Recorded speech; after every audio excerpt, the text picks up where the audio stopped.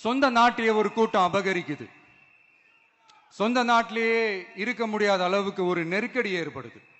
So வேற வழி இல்லாமல் அந்த நாட்டை விட்டே வெளியே போய் வேற ஒரு இடத்துக்கு போய் காடு மலை அப்படி இப்படின்னு சுற்றி மறைஞ்சு வாழ வேண்டிய ஒரு சூழ்நிலை ஏற்படுது. என்னடா இப்படியே ஓடிக்கிட்டு இருக்குமேன்னு சொல்லிட்டு தன்னோட நட்பு சக்திங்க கிட்ட பேசி ஒரு பெரும் படையை திரட்டிக்கிட்டு அதிரடியாக ஒரு போரை நடத்தி அந்த நாட்டையே திருப்ப மீட்டு எடுத்தது யார் தெரியுமா? நம்ம கொள்கை தலைவர்களை ஒருத்தரான ராணி வேலு நாச்சியார் அவர்கள் தான்.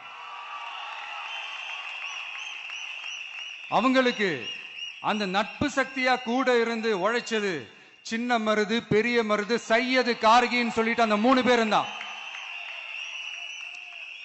ஆங்கிலேயர் படை, ஆற்காட்டு படை மாதிரி அந்த 2 பெரும் படையை அடிச்சு துவம்சம் பண்ணிட்டு அந்த நாட்டையை திருப்பி மீட்டு எடுத்தது வேலு நாச்சியார். அன்னைக்கு இருந்த ஆங்கிலேயர் படை, ஆற்காட்டு படை மாதிரி இன்னைக்கு என்னென்ன படை இருக்குதுன்னு உங்க எல்லாருக்குமே நல்லா தெரியும். அதனால அந்த 2 படை மட்டும் இல்ல, இன்னும் எத்தனை படை வந்தாலும் எதிர்த்து நின்று ஃபேஸ் பண்றதுக்கு ஒரு நல்ல தலைமையும் இத்தனை சக்திகள் என் கூட இருக்கும் போது, இத்தனை சின்ன மருது, இத்தனை பெரிய மருது, இத்தனை சையது, கார்கிகள் என் கூட இருக்கும் போது நம்ம நாட்டை நம்மளால மீட்டெடுக்க முடியாதான்னு